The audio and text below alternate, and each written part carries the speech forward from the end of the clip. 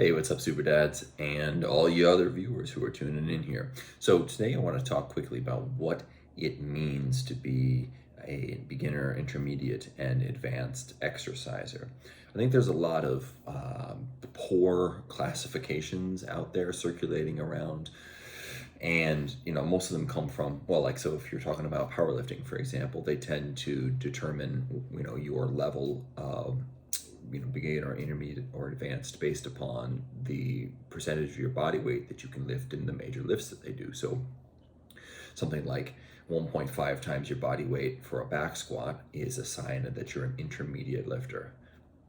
There are huge problems with this. Like, what if you're totally able to do that and you injure yourself and now you're not able to do it anymore? Does that mean that suddenly you stop being an intermediate lifter because your injury prevents you from lifting the amount that says that you are at that level? That's nonsense. Obviously, there's also the problem of genetics, right? Some people, even if they have all the experience and knowledge and skill in the world, just won't be able to reach that level of strength. Or like somebody who weighs a buck 50 is going to be able to lift their 1.5 times their body weight much more easily than somebody who is naturally around 250, something like that.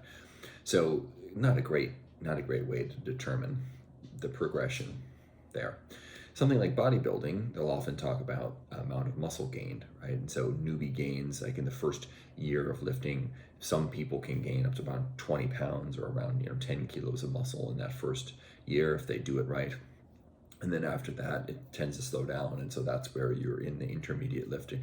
But not everybody gains muscle that way, right? It's very genetically determined how much you can gain, how quickly you gain it. So if somebody has been lifting for 5 years and they've only gained 15 pounds of muscle, this may be rare, but it certainly happens.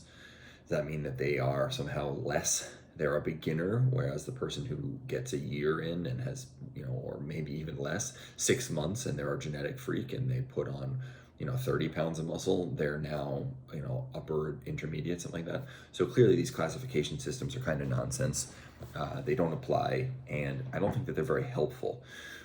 A much more helpful way to think about it, in my opinion, is a way that transcends just lifting. And I like to think of exercise, resistance training in particular, as a metaphor. And you can find things throughout life that mirror the experience, the lessons, the principles of resistance training. So this would be one of those. And so in any domain of any skill, right, really your level of advancement comes down to whether you are stuck imitating. This is what beginners are doing, right? At the beginning level, you're imitating something that already exists. If you're talking about being a chef, for example, you're a beginner chef or a beginner in the kitchen is just following a recipe, right? Just like a beginner in the gym is just following a workout program, okay? So in my opinion then, the intermediate exerciser is the person who is able to take a recipe and make tweaks to it, change things here and there to make it work better for themselves or their context, right? And so what brought this up for me was yesterday, a couple days ago, I was talking with one of my clients who's going through one of the programs that I have, and he's reached a more advanced level in the program, one where the workouts take a little bit longer, not too much, still a 15-minute workout, still very short, very intense, but it's a bit more complicated. There's a bit more moving parts, and he's still getting used to it. And so on this particular day, he realized that he didn't really have enough time to, the workout would take 15 minutes done by somebody who knows what they were doing, and he doesn't quite know what he's doing yet, so it takes him a little bit longer because he's still learning it. So he realized, I can't fit this in today. Maybe I can just do one of the previous workouts from a previous phase that's similar to this one instead, because I'll be able to fit it in and I know what I'm doing. And what he realized was that he has the ability to look at the situation and what it calls for and make a tweak of the recipe, take what the recipe was calling for and change it up a little bit, and everything will still end up okay, right? He still got in a great workout. It was still very effective, and you could even argue that it was more effective because he actually got one done, as opposed to trying to do the one he was scheduled to do, struggling to fit it in time, being rushed and not feeling like he could really do each of the workouts or each of the exercises to the best of his ability. So he went with one that he knew because that's what the context dictated. And so that to me is a sign that somebody is intermediate in their exercise, because they've developed the knowledge base, the ability to not just imitate, but to tweak and adjust, still within the boundaries of a recipe. But you get the picture, I hope. So then what does that mean for an advanced lifter? Someone who gets, well, again, take the chef, right? Now the chef would be, an advanced chef would be somebody who doesn't just tweak the recipe based upon what they have available to them or don't have available to them, but it would be somebody who can look at what's in a kitchen and come up with something that they can do that would be a wonderful meal and serve the purpose that they're trying to serve. And so likewise, an advanced exerciser is somebody who knows what they need and how to accomplish that given the contextual constraints, including things like what equipment is available, how much time they have, how much space they have, and they're able to come up with something. There's some intuition to it, but they've also ingrained the principles of effective exercise so deeply that they can operate sort of freely within them, right? Sort of a discipline equals freedom, or what was it?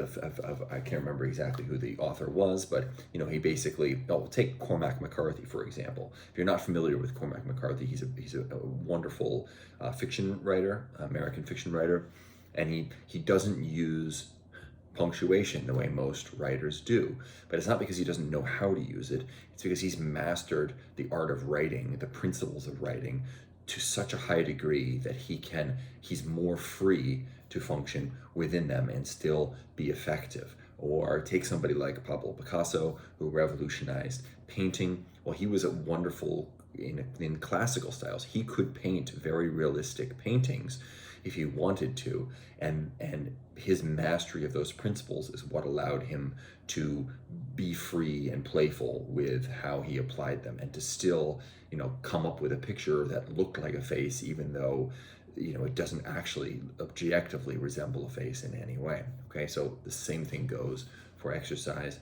Having the principles ingrained, knowing your body and knowing what would make an effective workout for you, and you're able to play with them. So in my opinion, that sort of taxonomy of exerciser is much more helpful, because this is what you should be trying to achieve, right?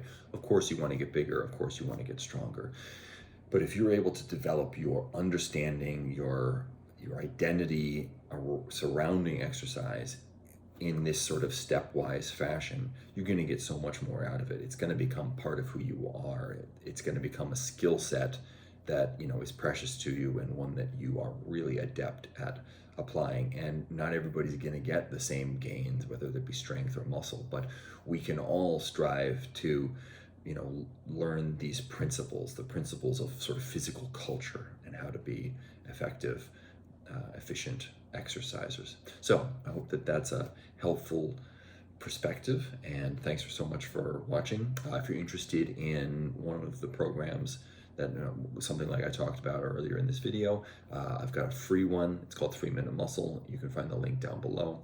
And it's basically just one exercise a day. It takes less than 3 minutes to do, but you'll hit all the major muscle groups in the body, and it introduces a bunch of different exercise modalities that you may be less familiar with.